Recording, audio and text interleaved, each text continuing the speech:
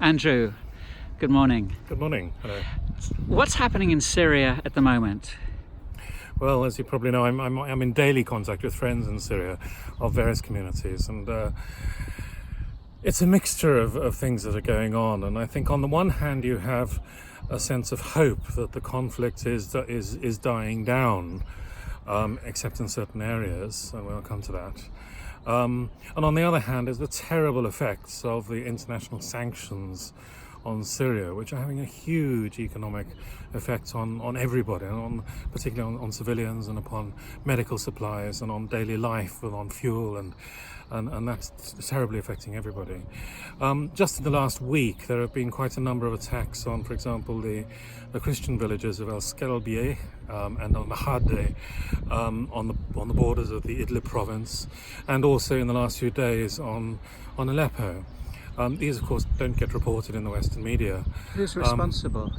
The militant groups that our governments are supporting in Idlib province, which is mostly under the control of Jabhat al-Nusra, which is Al-Qaeda factions in Syria. So those attacks are going on. Of course, most of the militant groups are in that area now, and that's a real concern. But in terms of the rest of the country, communities are working together to try and rebuild society. The pace of reconstruction is quite remarkable where it's possible. And local faith communities are working with society to provide humanitarian needs where they can do. But the strains economically are phenomenal, particularly in the face of economic sanctions. And I think Well, I think it's criminal that actually our governments, both the British and the American governments, are imposing these sanctions, which are impacting millions of innocent civilians. What do they think they're going to achieve? Well, it's economic warfare, isn't it? It's another form of warfare that is trying to achieve their political agendas. But in fact, it's helping this.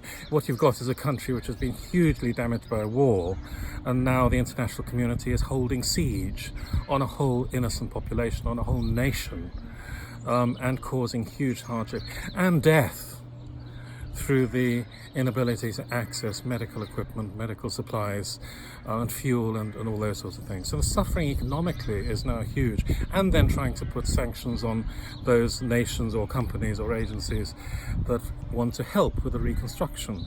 So there are large areas of the country where reconstruction can begin, and people are returning, and we are preventing that, and that's morally that's just incomprehensible and wrong. And yet, as always, it's the Syrian people who are suffering. Once again, it should be the Syrian people who should decide their future, and we are continuing to enhance the suffering, to continue the suffering as it goes on. What can we do? I mean, what can civic society do here in the West? I think the sheer weight of the political and the media agenda against Syria is so vast and so one-sided.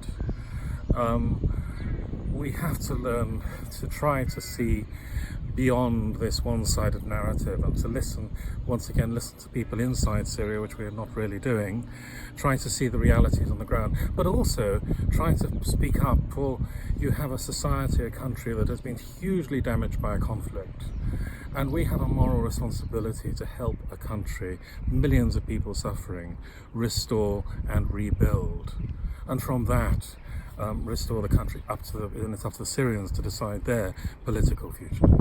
Thank you, Andrew. Thank you very much indeed. Thank you.